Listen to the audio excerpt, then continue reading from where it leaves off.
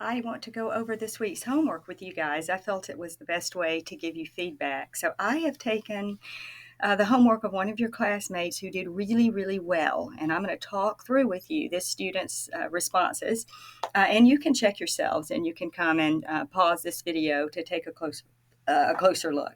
So let's start with 9.7. We started out with a really tough one. Sentence number 2, because it's passive voice and it has a compound. We haven't really worked with compounds. The sentence is, he has been named Squirrel Man by friends and neighbors.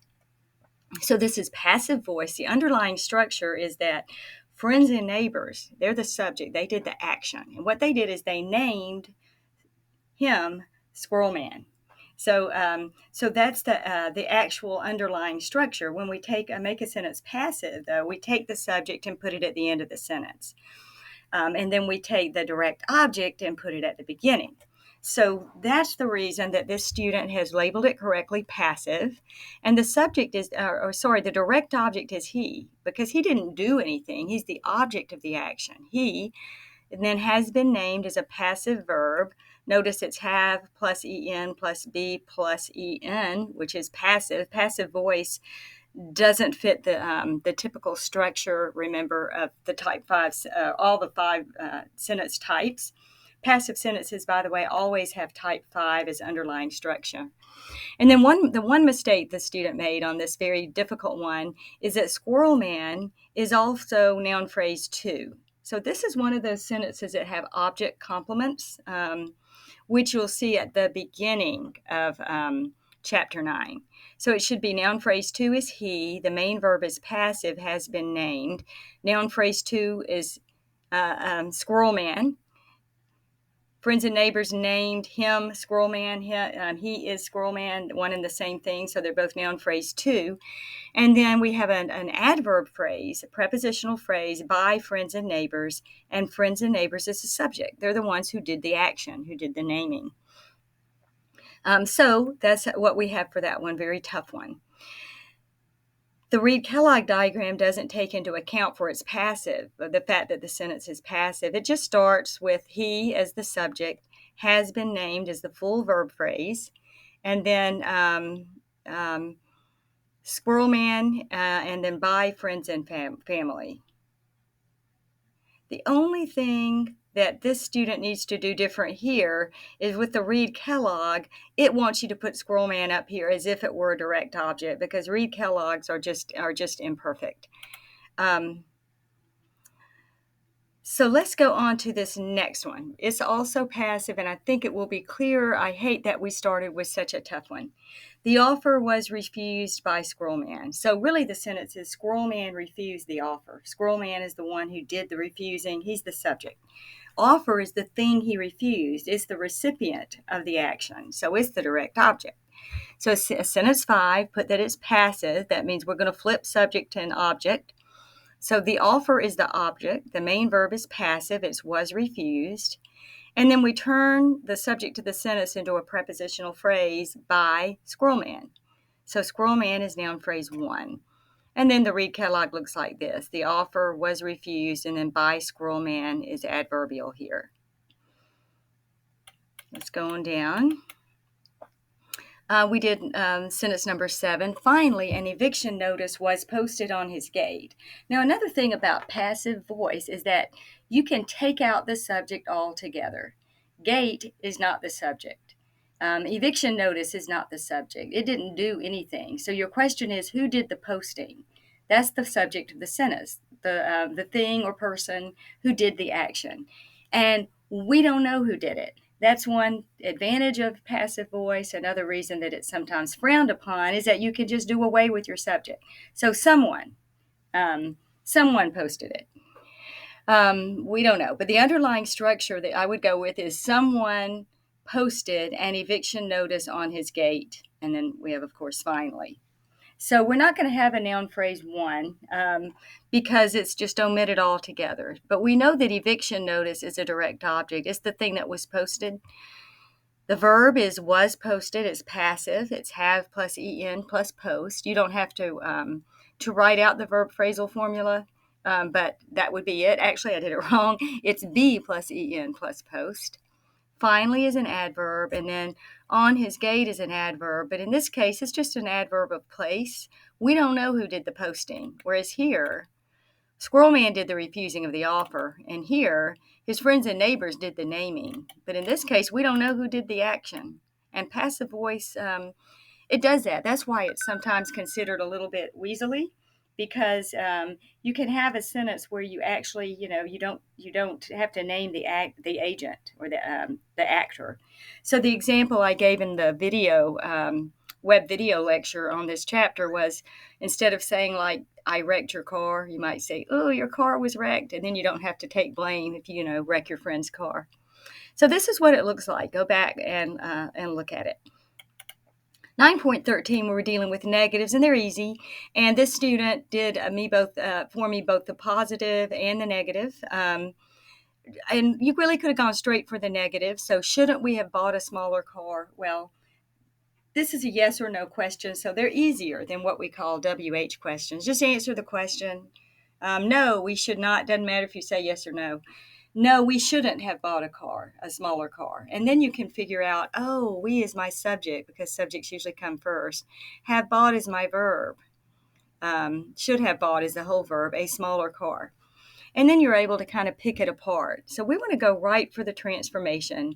And I'm going to go to this part. This student showed us the positive, but if we want to do shouldn't, then the first thing we see in line, we move the auxiliary away from the verb. The answer to the question, we should have bought, is the verb. But when you turn it into a question, you move the helping verb, the first helping verb in line, to the front of the sentence. And the auxiliary means helping verb. And then we see that it's negative. So we would have sentence phrase 1, auxiliary, and all the student would need to do here is just put negative, like the student did there. And then the subject is we. The rest of the verb is transitive. It's a type 5, have bought. And then the direct object is a smaller car. Here's the Reed Kellogg shown with the negative. All you have to do is put the negative underneath as if it were an adverb. Technically, it's not an adverb, but that's how we treat it. It's simply called a negative. So that's the reason the Reed Kellogg would look this way. So perfect job. I'm impressed. The student did so well. Couldn't we combine several errands into one trip? No, we couldn't combine several errands into one trip. So you see we as a subject. So just like the other one, couldn't comes first, the auxiliary and then the negative, and then we, and we're just dividing it up. We've contracted it here, could not. We is the subject, the rest of the verb is combine, and then several errands is the direct object, recipient of the action. And then into one trip is a prepositional adverb phrase. So this one is perfect. Looking at the next one. Can we ride our bikes to the beach tomorrow? Yes, we can ride our bikes to the beach tomorrow, but we want it to be negative. So no, we can't ride our bikes to the beach tomorrow. So you can see that we is the subject. Ride is the verb, and bikes is the recipient of the action, the direct object. So when we turn it into a question, we'll go for the negative. Can't, there's our auxiliary, then the negative, and then we have the subject we, and then ride. Then our bikes is a direct object, to the beach, and then tomorrow is acting as an adverb. So you could just do this part where it says negative and just append it on right here. And here it is shown with the negative. We can ride our bikes tomorrow. There's our negative. To the beach is an adverb phrase, prepositional phrase telling where. Moving on down. Now we're doing some WH questions. Okay, so 9.17, a little bit trickier. What did the bowls on the table contain? Well, this student did exactly what I want you guys to do. Let's answer the question. The bowls on the table you might want to put in that dummy auxiliary, did contain something. Something is the thing unknown. And the thing unknown is a direct object. The bowls on the table contain apples. You can just answer the question and make something up. The bowls on the table contain pine cones, whatever you want it to be. And then you can see the underlying structure. And you can see that the unknown item, the thing in the bowls, that's the WH word, and it's really the direct object. What did the bowls contain? The bowls did contain apples. So we want to diagram the question. What did the bowls on the table contain? So this student was right that what is a direct object. Then we have did is the auxiliary. Bowls is the subject. Contain is the main verb, it's transitive. And then on the table is an adverb telling, actually, the bowls on the okay, I'm going to correct one thing on this one. On the table is an adjective phrase. So I want the student to move this to a position where it says noun phrase. It should be noun phrase, the bowls, and then adjective phrase on the table. So it's the bowls on the table that contain the oranges, as opposed to the bowls in the pantry or the bowls on the dining room. So you can see why on the table is describing the bowls rather than modifying the whole sentence. So there's one correction, is that this is an adjective and should come over here with bowls. But otherwise, the student did just a marvelous job here breaking apart this sentence. The bowls and then on the table should go underneath bowls. Did contain, and then what is a direct object? Okay, we have a disclaimer here from our student. It was difficult. Which chair did Goldilocks like best? So when you answer the question, you don't want to do away with any words. So you want to say or add unnecessary words. So if you got a 5-word question, try to give me a 5-word answer. Which chair did Goldilocks like best? Goldilocks did like this chair best. So which chair, this chair. So the word which is acting like a determiner. See how the class feels, how you really need that information for the early chapters when we were labeling words. So Goldilocks liked this chair best. That's the underlying structure. So we could see that that's a type 5 and that Goldilocks is a subject, liked is the main verb, it's transitive, and chair is a direct object. Let's see. Which chair, that's the direct object. Did is the auxiliary. Goldilocks. The main verb phrase is transitive, like. And then in this case, best is an adverb. So this one, I think that was the trickiest thing about it. Goldilocks did like this chair best. It's telling, how she liked it. So that was perfect. Let's look at this one. This is number 7. When did the Bears return? So answer the question. The Bears did return yesterday. The Bears did return later. The Bears did return soon. So you can see that Bears is the subject, return is the verb, and that this is a type. You might, I would say that it would work as a type 1. The student called it a pseudo, thinking that maybe you need a time or place. I'll buy that as well, because there's good logic going on, but I would also take this as a straight up 1, where the unknown is an adverb. It wants us to give information about time, so it's clearly an adverb of time. So when, then we have did as the auxiliary, return. When did, let me move something around.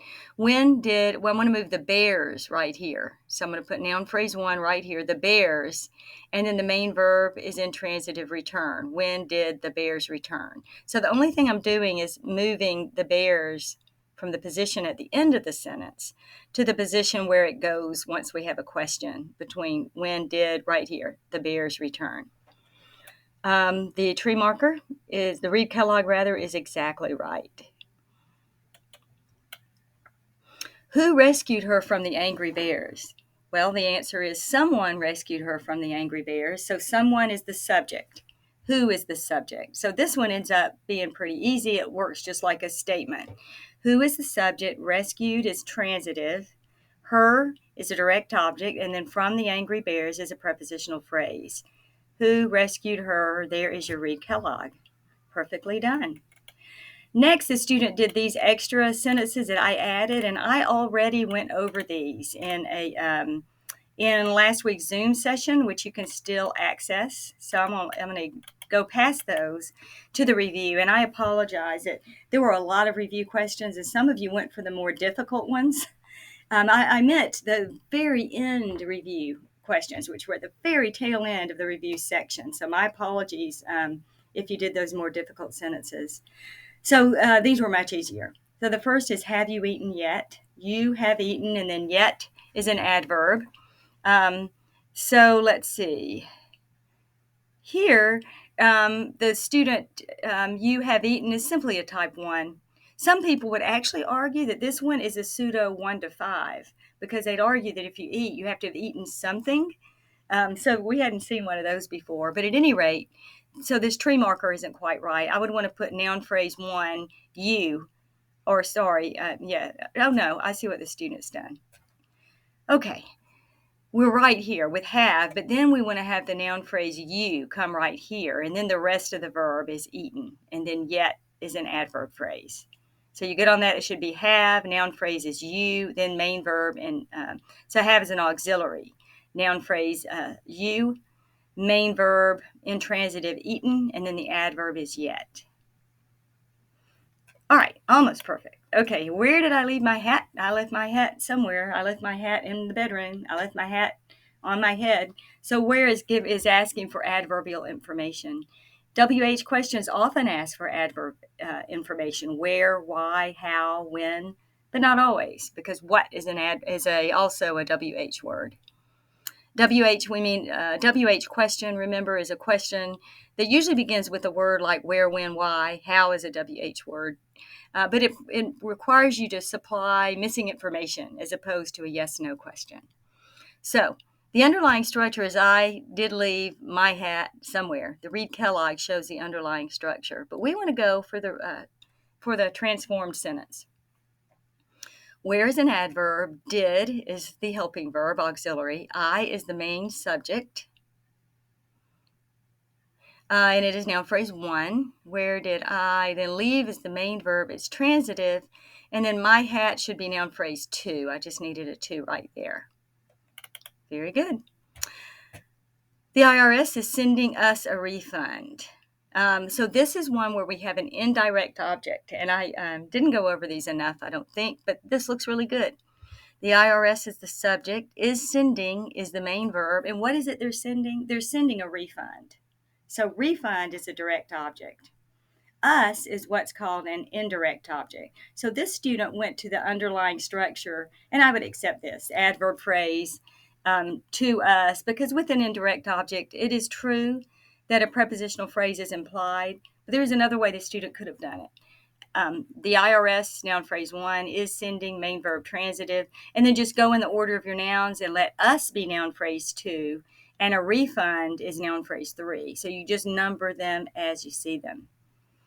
The Reed-Kellogg, it would be the same, but if you want to go for the actual sentence that doesn't have the word to in it, just leave out the to, but keep us sitting on the little prepositional chair. Very nice. Last one. Margie has not bought the textbook. Negatives are very easy. This student has the negative over here, as you would put any adverb, but the student could have broken up the main verb into auxiliary has, negative, not, and then main verb transitive bought. I'll take it either way. And then there is the Reed-Kellogg. Very nicely done. Okay, so check yourselves. I'm going to look at these and tell you which ones you need to pay most attention to, and then you can come to this video and slow it down and figure out what you did right and what you did wrong. All right, everyone. Thanks so much. Have a great day.